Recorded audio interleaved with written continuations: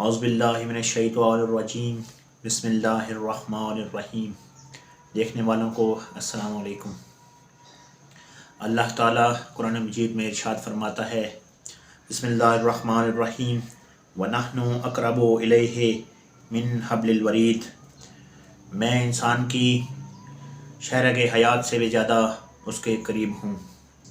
اللہ تعالیٰ کے بارے میں مسلمانوں کا ایک بہت ہی غلط نظریہ اور عقیدہ جو کہ عام پایا جاتا ہے، کیونکہ ہم نے در آل رسول کو چھوڑ کر کسی اور در سے جا کر دین کو حاصل کیا ہے، اور جب بھی ہم نے ایسا کام کیا کہ ہم نے معصومین علیہم الصلاۃ والسلام یعنی گھرانہ رسول اللہ صلی اللہ علیہ وآلہ وسلم کو چھوڑ کر کسی اور گھرانے سے جا کر دین کو حاصل کرنے کی کوشش کی ہے، تو ہمیشہ ہمیں ذلت اور رسوائی کا سامنا کرنا پڑا ہے۔ ایک بہت ہی غلط نظریہ اور عقیدہ جو مسلمانوں میں پایا جاتا ہے وہ یہ ہے کہ اللہ تعالیٰ ایک جسم رکھتا ہے۔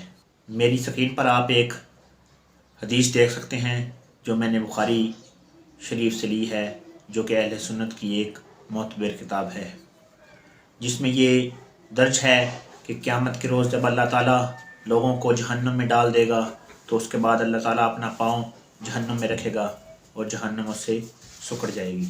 اسی طرح اور بھی بہت ساری حدیثیں جو ہیں وہ ہمیں مل سکتی ہیں بخاری مسلم وغیرہ میں، کہ اللہ تعالیٰ کسی جگہ پر یہ درج ہے کہ اللہ تعالیٰ کرسی پر بیٹھے گا یا بیٹھتا ہے، اور کسی جگہ پر یہ ہے کہ اللہ تعالیٰ قیامت کے روز ایک پلنگ پر بیٹھے گا اور اپنے دائیں جانب حضرت محمد مصطفیٰ صلی اللہ علیہ وآلہ وسلم کو بٹھائے گا۔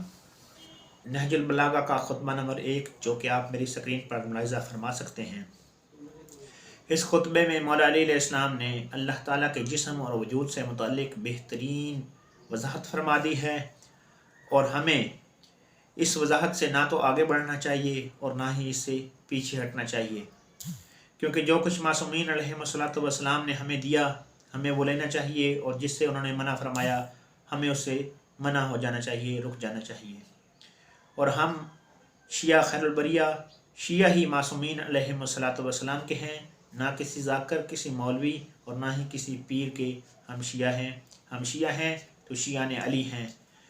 مولا علی علیہ السلام نے اس خطبے میں بہترین وضاحت فرما کر لوگوں کو ایک بہترین عقیدہ دیا۔ اس کے علاوہ بھی بے شمار احادیث موجود ہیں جس میں معصومین علیہ الصلوۃ والسلام نے اللہ تعالیٰ سے متعلق بہترین وضاحت فرما دی ہے، اور ہمیں صرف وہ عقیدہ رکھنا ہے جو معصومین علیہ الصلوۃ والسلام نے فرمایا ہے، جو ہمیں انہوں نے دیا ہے، جو گھرانہ رسول سے ہمیں ملا ہے۔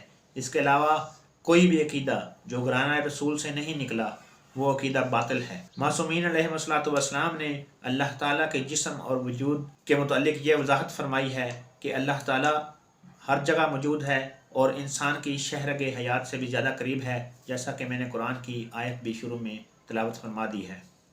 شہرگ حیات سے بھی زیادہ قریب ہونے کا مطلب یہ ہے کہ اللہ تعالیٰ انسان کے جسم سے بھی زیادہ انسان کے قریب ہے۔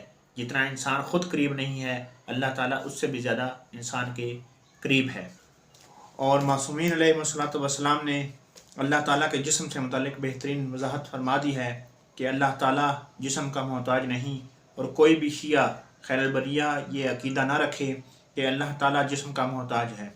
جیسا کہ کچھ لوگ یہ عقیدہ رکھتے ہیں کہ جب حضور نبی کریم صلی اللہ علیہ وآلہ وسلم معراج کی رات عرش پر تشریف لے گئے تو وہاں اللہ تعالیٰ نے اپنا ہاتھ نکالا۔ اگر اللہ تعالیٰ کا ہاتھ ہے تو انسان جسم کا قائل ہے کہ اللہ تعالیٰ جسم رکھتا ہے، اور جو شخص بھی جسم کا قائل ہے وہ مشرک ہے، جیسا کہ مولا علی علیہ السلام نے خطبہ نمبر 1 میں بھی فرما دیا ہے۔ اور اس طرح ہم مذہب حقہ کی اصل تشریح جو معصومین علیہ الصلوۃ والسلام نے کی ہے وہ ہم آپ تک پہنچاتے رہیں گے۔ ہمارے چینل کو سبسکرائب کریں اور بیل آئیکن کو پریس کریں۔ وما علینا الا البلاغ المبین۔ السلام علیکم۔